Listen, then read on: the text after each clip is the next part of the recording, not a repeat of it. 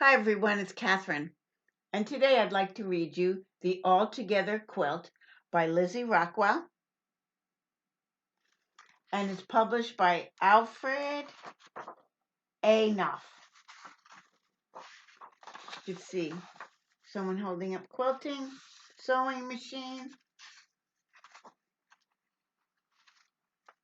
and this book was dedicated with love to the quilters at Peace by Pierce, the Norwalk Community Quilt Project.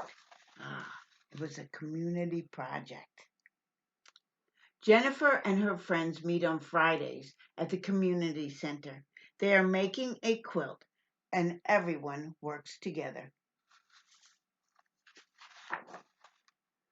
First, Jennifer picks a fabric from the dark colors, and Fran picks a fabric from the light colors. Jennifer traces a shape on the dark fabric. Then she traces a shape on the light fabric, and Fran cuts out two shapes. Richard and Maurice work together. They trace and cut and pin and sew. It's a lot of work. Two rectangles together make one square.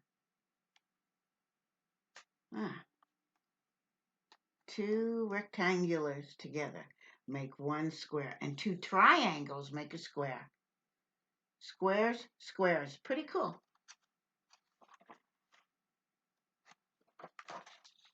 Fran and Jennifer, Richard and Maurice, Sana and Melissa, Anna Mae and Trinity, Maria and Jocelyn, Nadalyn and Viola, Angela and Betty, Ernestine and Zach.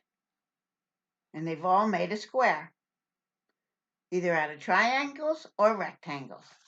Beautiful. Together in pairs, they made 8 squares. 6, 7, 8.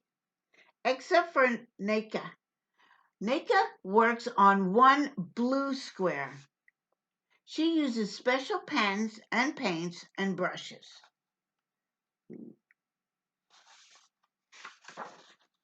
Next, they arrange the squares. They turn them and move them this way and that way.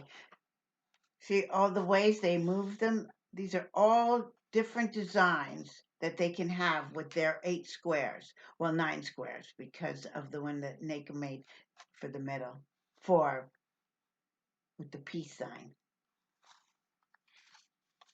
The last one they try is perfect. They all agree on. That's the one they like. So the rotary blade rolls and cuts fabric along the ruler's edge. Heavy plastic ruler for measuring and cutting, and a rubber mat protects the table. Very good.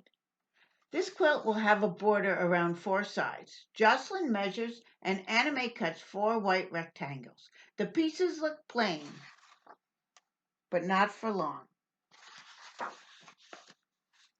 Anna helps Jennifer cover the palm of her hand with paint, and Jennifer presses her hand onto the fabric. Friends are invited to make handprints too. Wow, that's a wonderful way. Now all the pieces are ready, and the labels show which pieces goes where, so they don't make a mistake when they're putting it all together. They pin and sew and iron all the pieces together. Soon the patchwork is complete. Now it is time to layer the quilt. Patchwork on top, soft fuzzy batting in the middle. Batting is like a material type, but it has a little feeling to it. It's a little full. And backing fabric on the bottom. So those 3 pieces have to be sewn together. And they put that together with basting stitches, which are just big stitches. The quilt then is attached to wooden rods, and it's held tight and stretched across the sawhorses. Square notches in the sawhorses holds the rods in positions. This makes a quilt frame. At the frame, Sana learns to stitch. She pokes the needle down from the top, back up from the bottom. It is hard to find the right spot. She practices and she learns. It takes a long time to quilt the quilt. Everybody lends a hand. On many, many Fridays, they sit and stitch and talk together.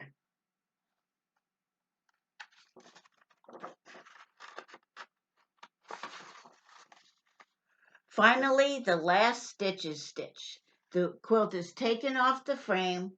It is trimmed into a neat square. Dot sews on a purple binding to close the edges. Many hands work together to make this beautiful quilt, but who will have it now that it is done? Everyone will have it. It hangs in the library for all to see. It's the quilt that Jennifer and her friends made all together. A lot of people working together made that beautiful quilt.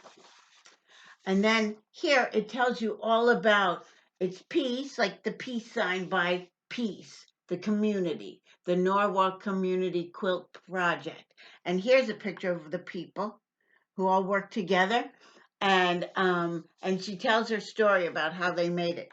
This tells you some classic, shows you some classic quilt blocks, different styles that people use to make blocks that then make the whole quilt. And on the last page, it shows you about the quilt and the different materials that she picked and why she picked them. It's really great. I just read you one was an Indonesian batik.